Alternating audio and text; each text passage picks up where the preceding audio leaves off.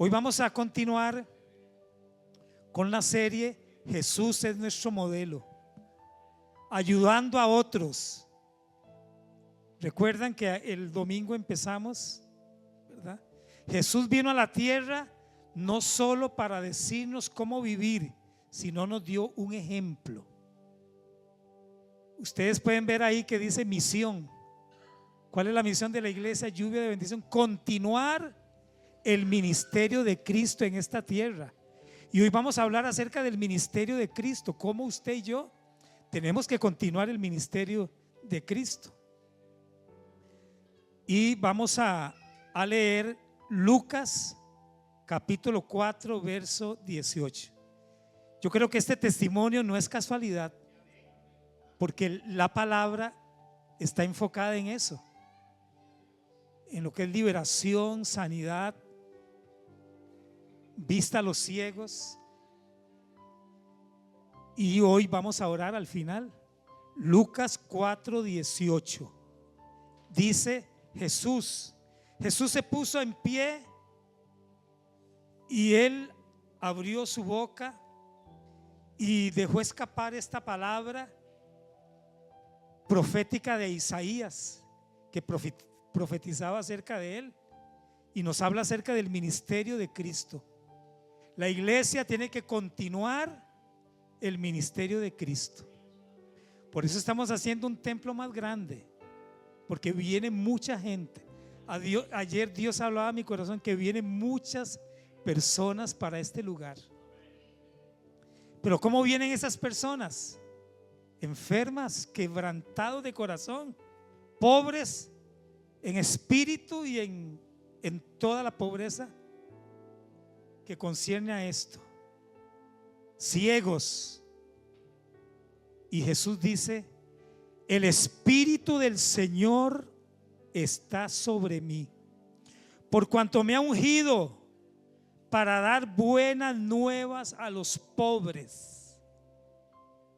Me ha enviado a sanar a los quebrantados de corazón.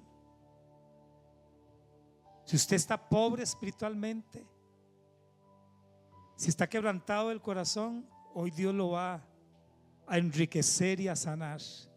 A pregonar libertad a los cautivos, vista a los ciegos, y a poner en libertad a los oprimidos. Y el 19, a predicar el año agradable del Señor. Aquí Jesucristo está describiendo 5 cosas, diga, 5 cosas que hizo en su ministerio y que nosotros debemos hacer como sus discípulos. ¿Cuántos son discípulos de Cristo? Estas 5 cosas usted y yo tenemos que hacerlas. Dios quiere que aprendamos a servirle a los demás. ¿Sabe cómo se llama servirle a los demás? Se llama ministerio. Cada uno de nosotros tenemos un ministerio, un llamado para servirle a Dios. Amén. Jesús vino, oiga lo que vino Jesús: a ayudar a 5 tipos de personas, diga 5, o grupos de personas. Y vamos a ver cómo encajan estas categorías en estos días, en el año 2025. A las categorías o grupos que Jesucristo vino a ayudar son las mismas categorías de hoy día. Nada tiene de diferente.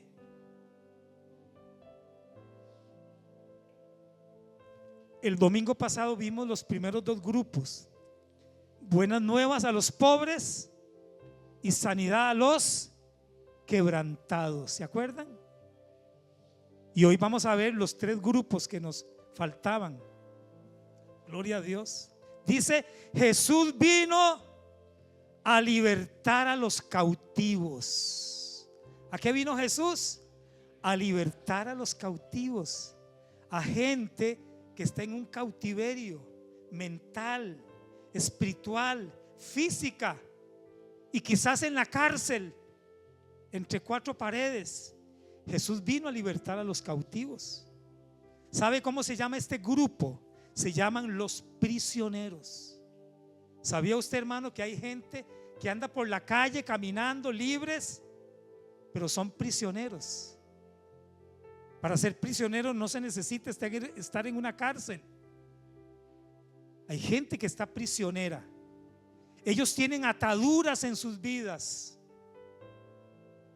Jesús se preocupa, ¿sabe una cosa? Por los privados de libertad. ¿Sabía eso? Que en el mundo hay millones y millones de gente prisioneras. Y Hebreos dice que tenemos que acordarnos de los presos.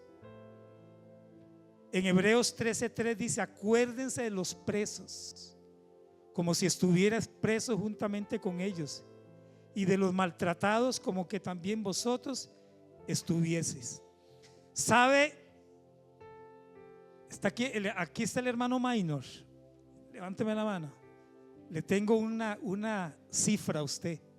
En Costa Rica hay 18.507 presos o privados de libertad en diferentes cárceles del país. 18.507 personas. Yo creo que la iglesia tiene que tener un ministerio para visitar las cárceles. Y algunos de ustedes dicen: a mí me gustaría. ¿A quién le gustaría visitar las cárceles? No ir a la cárcel, visitar la cárcel. Veo allá 2 manos levantadas. ¿Quién más? 3, 4, 5. Ahí está el grupo Minor. Apunte. Pero hay muchas formas de ser prisionero. Escuche, hay muchas formas en que una persona puede estar privada de libertad. ¿Cuáles son esas formas? La Biblia nos habla de diversas clases de prisiones en las que nos ponemos nosotros mismos. ¿Sabía que hay personas que están en una cárcel por ellos mismos? Decisiones que tomaron, decisiones propias y personales, porque el ser humano tiene un libre albedrío. Y Dios no te hizo, no te diseñó para estar en una cárcel. Dios no te diseñó para estar prisionero. Dios nos diseñó para ser como libres. ¿Sabe cuáles son estas clases de prisiones? Les digo, hay varias clases de prisiones. Quizás ustedes tienen familiares que están en estas prisiones. Quizás no están allá en la Reforma o en San Sebastián, están en sus casas, pero están prisioneros. Son prisioneros. Y hoy vamos a hablar de esto.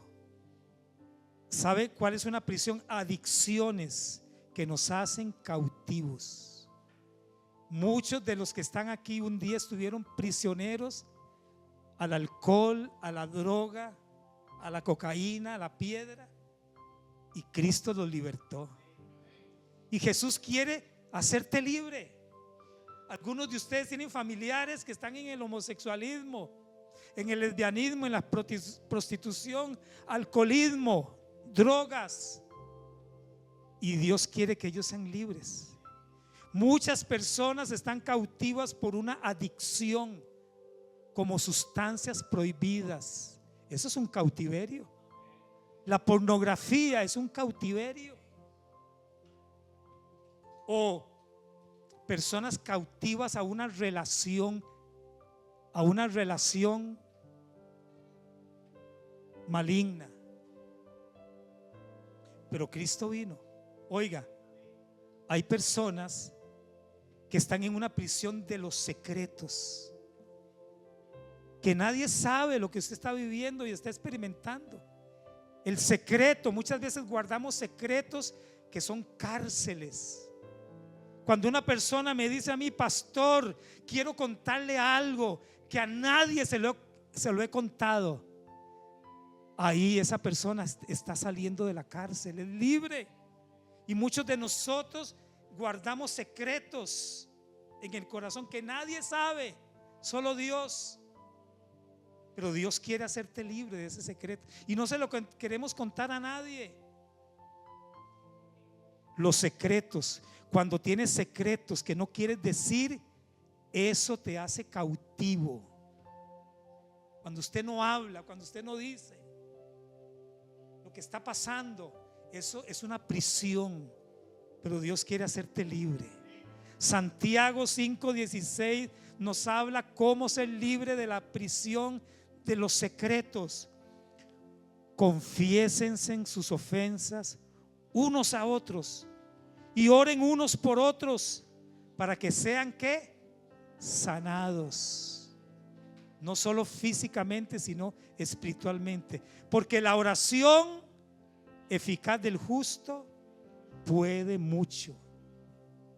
Cuando una persona dice, le voy a contar algo que a nadie se lo he dicho, ahí está la liberación de esa persona.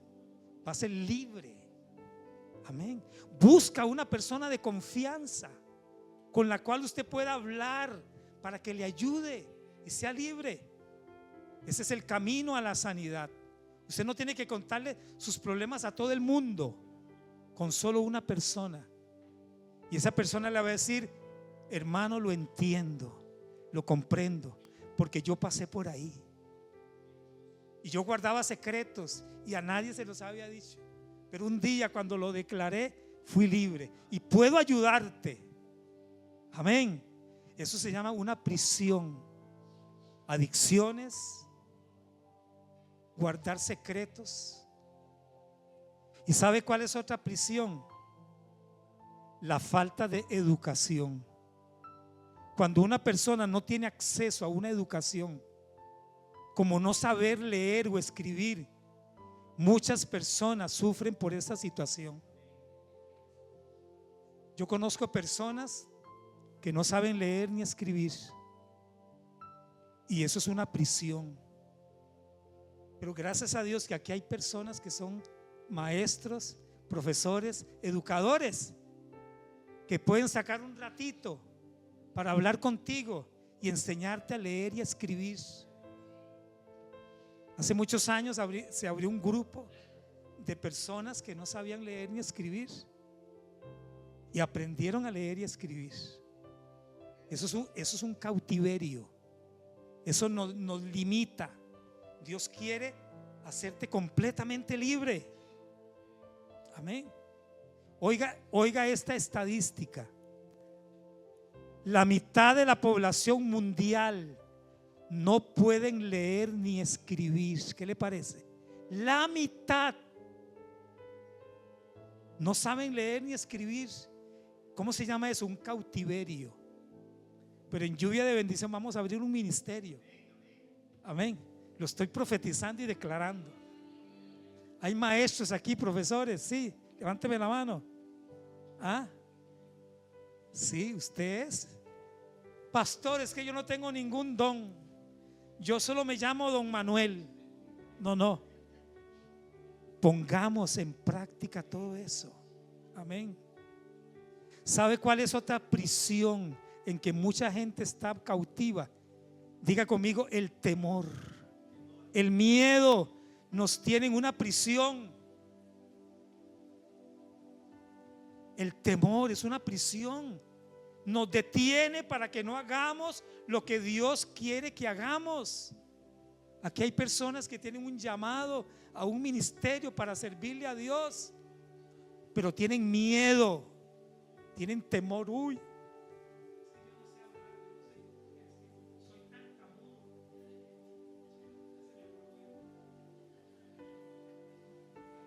soy tartamudo, yo no sé hablar. Moisés era tartamudo y Dios lo usó. Gedeón era pobre y Dios lo usó. Jeremías era un joven y Dios lo usó. El temor nos pone en una prisión y nos detiene para que hagamos la voluntad de Dios. Tienen muchas habilidades, hermano y hermana, que nunca has usado. ¿Sabe por qué? Por miedo.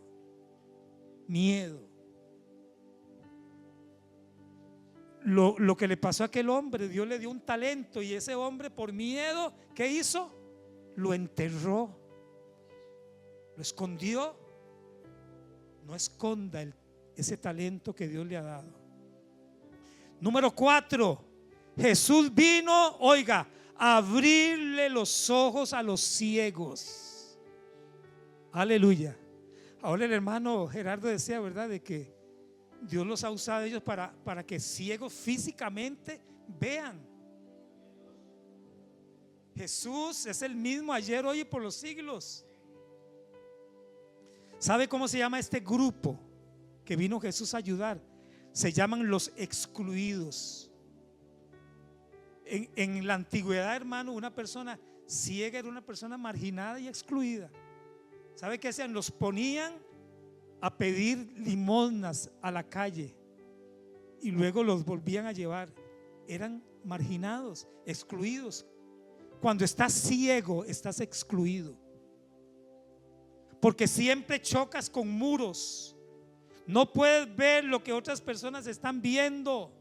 Cuando una persona está ciega, no puede ver lo que otras personas están viendo.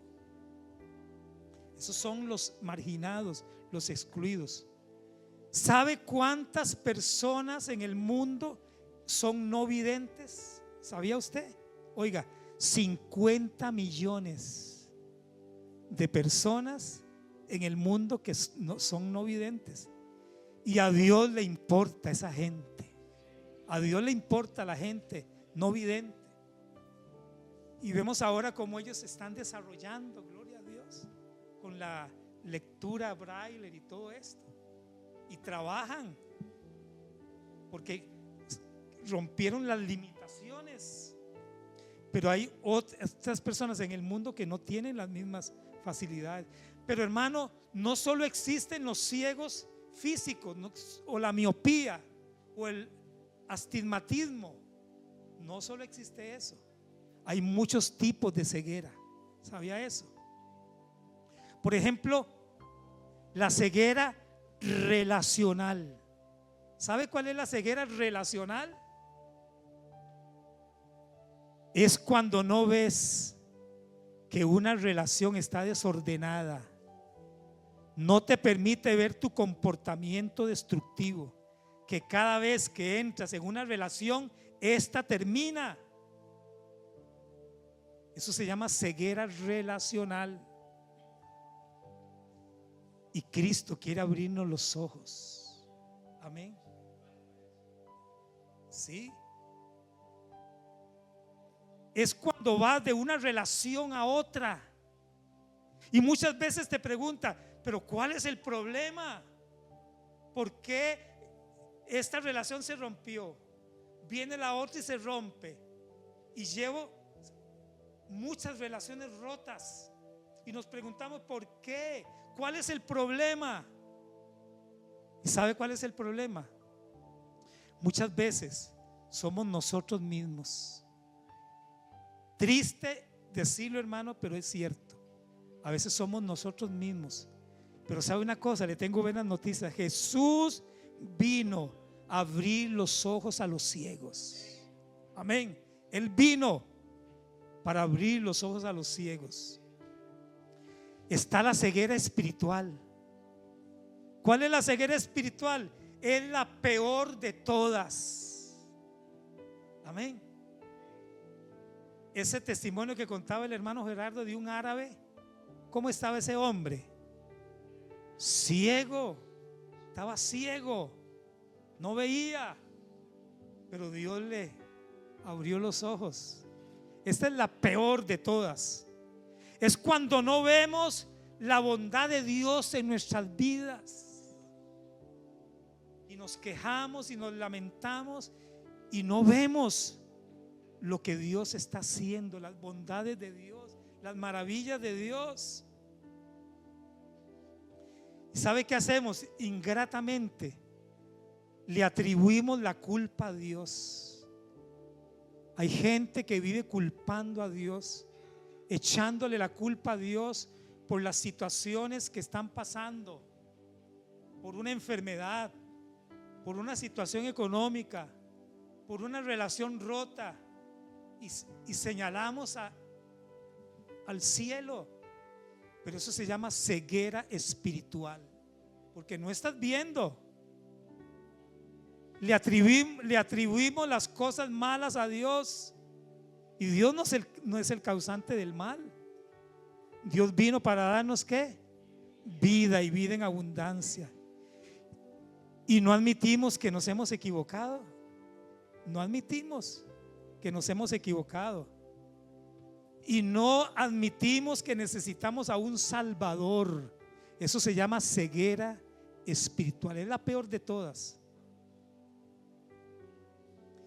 Y número 5, ya para ir cerrando, porque queremos orar. ¿Cuántos quieren orar? Oiga esto: Jesús vino a ayudar a los oprimidos. Este grupo se llaman los maltratados. Hay gente que ha sido maltratado por la vida, por Satanás, por las personas,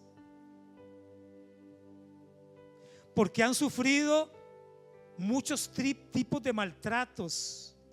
Han sido despreciados, han jugado con los sentimientos de ellos, han tomado ventaja de ellos y ellos se sienten como oprimidos. Pero Jesús vino para libertar a los oprimidos. Amén. Un ejemplo muy actual: la política. La política son los regímenes que oprimen al pueblo en muchas naciones. Le damos gracias a Dios por Costa Rica, porque usted en febrero puede ir a votar. Hay países donde no existe eso. ¿Cómo se llama eso? Opresión. Así que en febrero vaya. Bueno, ya no es así, ahora es así. Es con el lápiz. En el mundo, oiga, existen más de 35 millones de refugiados. En Costa Rica hay personas que están refugiadas porque tuvieron que salir de sus países por la opresión. Venezuela, Cuba, allá en el oriente, gente que viven en campos de refugio fueron obligados a salir de sus países. ¿Cuál es otra opresión? La opresión cultural. Esa opresión viene de la cultura en la que vivimos. Violencia doméstica, eso se llama opresión. Hay mujeres que están recibiendo violencia doméstica, ¿verdad? Los abortos, eso se llama opresión, violencia. Violencia sexual, violencia de género y tráfico sexual. Eso se llama opresión.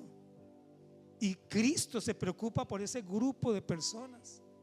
Así que si usted siente carga por esas personas, es un ministerio al cual Dios lo está llamando para ayudarlos. Pero hay otra opresión, la opresión espiritual. Dice Pablo que nuestra lucha no es contra carne ni sangre, sino contra principados y potestades. ¿Sabe cuál es la opresión espiritual? Y que está de moda, y que esa enfermedad ocupa los primeros 10 puestos en Costa Rica. ¿Sabe cómo se llama? La depresión. La depresión no es de Dios. Y todos hemos pasado por depresión. Si aquí alguien me dice, yo nunca he estado deprimido, bueno, ya usted está en el cielo. Pero el problema es cuando esa depresión se alarga, se alarga, se alarga. Hay un temor que es un temor defensivo, que es bueno. Pero cuando ese temor te paraliza, ya eso no viene de Dios. Se llama opresión espiritual. La depresión se le llama la cuerda floja. El estrés, porque estás listo para rendirte, para tirar la toalla, y vienen, sabe que pensamientos suicidas. Y hay gente que se quita la vida porque dice, ya yo no tengo esperanza, yo ya no tengo solución, yo creo que lo único que me queda es quitarme la vida, tirarme en el puente, tomar estas pastillas. Eso se llama opresión espiritual. Pero Cristo vino para darnos vida y vida en abundancia. Y hoy, si usted está en alguno de estos grupos, Cristo quiere hacerte libre. Y termino con lo que dijo Jesús. Jesús dijo: he venido a predicar el año agradable que es la voluntad de Dios. ¿Qué quería decir Jesús cuando dijo que Él vino a predicar el año agradable? ¿Qué significa eso? ¿Sabe cómo se llama en el Antiguo Testamento? El año del jubileo. Jesús dice: yo vengo a predicar el año del jubileo. ¿Qué es el jubileo? Fue una fiesta que Dios, una ley que Dios le dio al pueblo de Israel. ¿Y qué significa esa ley? Levítico 25:10 dice así: y santificaréis el año 50. Si usted tiene 50 años, usted está en el año del jubileo. Gloria a Dios. En febrero yo cumplí 50 años, ¿sabían? Aunque usted no lo crea, en febrero del año 2025 cumplí 50 años. Se llama el año del jubileo. ¿Sabe por qué? Porque en 1975 usted no había nacido, pero yo nací de nuevo. Y en este año, hermano, he visto la gloria de Dios en muchas cosas, libertad en muchas cosas. Así que si usted tiene 50, ¿verdad? Oiga, Dios dio un día de reposo, ¿sí o no? Y está en los mandamientos, que había que santificar ese día y apartar ese día. Aún Dios descansó, porque no somos máquinas, somos seres humanos que necesitamos descansar. Dios no quiere que seas adicto al trabajo. Aquí hay algunos trabajólicos. Ya no son alcohólicos, pero son trabajólicos. Dios descansó. Dios quiere que aprendas a descansar. Jesús es nuestro reposo. Dijo: vengan a mí los que están cansados y yo los haré descansar. Cada 7 días tienes que tomar un día de descanso, hermano. Lo felicito por estar acá. Pero ¿para qué es ese día? Para adorar a Dios, para glorificar a Dios. Porque hay gente que no para, son una máquina de hacer dinero, y al final nada te vas a llevar. Descansa. Amén. Cada 7 días tienes que tomar un día de descanso. Dios nunca quiso que usted trabajara 24 horas. Porque hay gente que trabaja, hermano,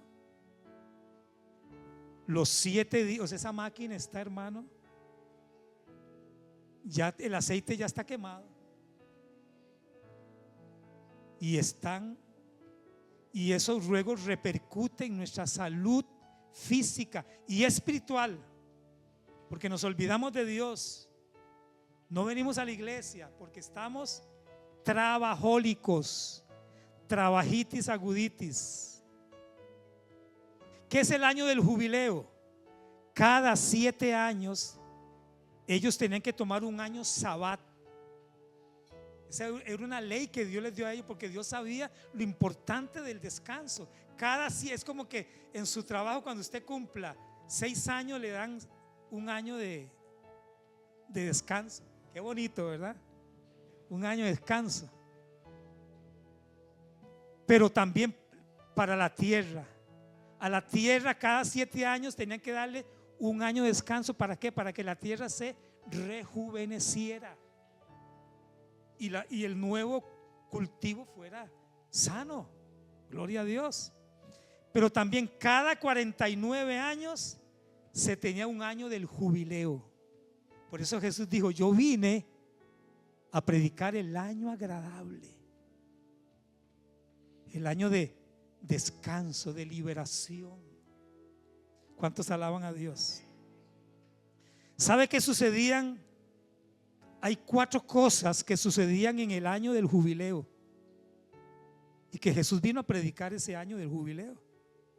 4 cosas. Oiga, qué lindo. 4 cosas que pasaban en el año del jubileo. Toda deuda es cancelada por completo. ¿A cuánto les gustaría, hermano, que la deuda que usted tiene sea cancelada? ¿Ah? ¿Usted sabe? Que le diga el banco: mire, usted ya no debe nada, alguien vino y pagó esa deuda. Qué lindo, ¿verdad? En el año del jubileo la gente era libre de las deudas. Toda deuda era cancelada por completo. Y la otra bendición en el año del jubileo: todo el que estaba en prisión por deudas era libre, salía libre de la cárcel, porque cuando no pagaban lo echaban a la cárcel. Pero en el año 49, el año agradable del Señor, los deudores salían libres de la cárcel sin deudas. Todos los esclavos eran libres, porque en aquel tiempo había la ley de la esclavitud, como también hoy hay ley hay leyes de esclavitud, la trata de personas. Pero todos los esclavos eran libres. Oiga esta, qué bonita. La tierra se devolvía a sus dueños originales, porque quizás por deudas o por malos tratos habían perdido las tierras. Y en el año del jubileo las tierras eran liberadas. Ahora, ¿por qué? ¿Cuál era la razón para que esto sucediera? ¿Cuál era la razón? Número 1, era para recordar lo que Dios había hecho cuando fueron esclavos en Egipto y cómo fueron liberados.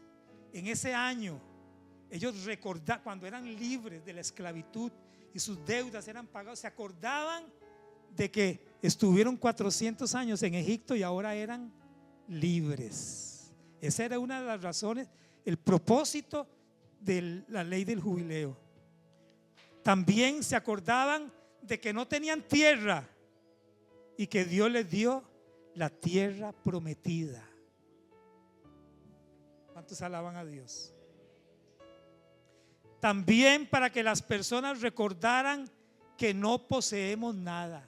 Hermano, le tengo malas noticias. Usted y yo no poseemos nada en esta tierra. Todo le pertenece a Dios. Somos administradores nada más, cuidadores. Hay gente que dice: ay, mi casa, yo me esforcé por esta casa, sudé la gota gorda. ¿Qué hubiera sucedido si Dios no le da la salud y las fuerzas y la energía? Todo es de Dios.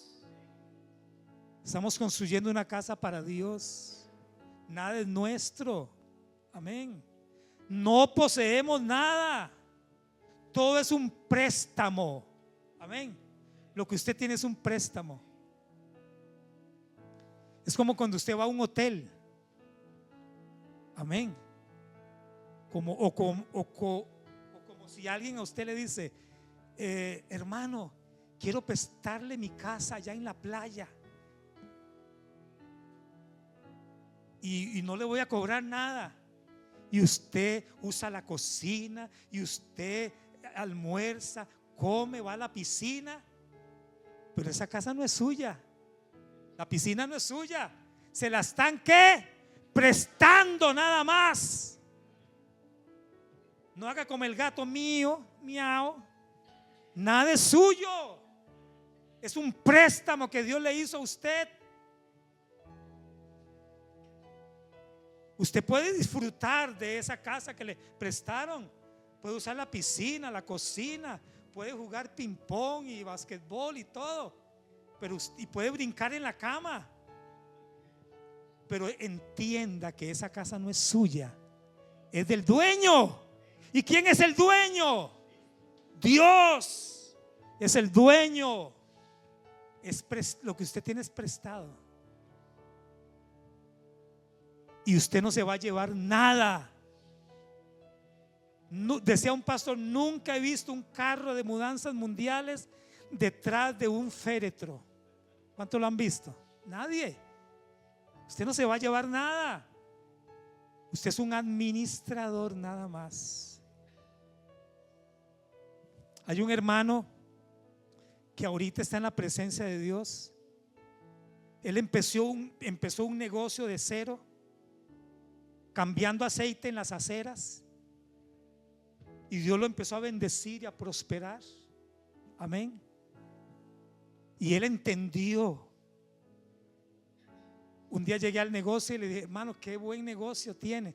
Dice: no es mío, es prestado.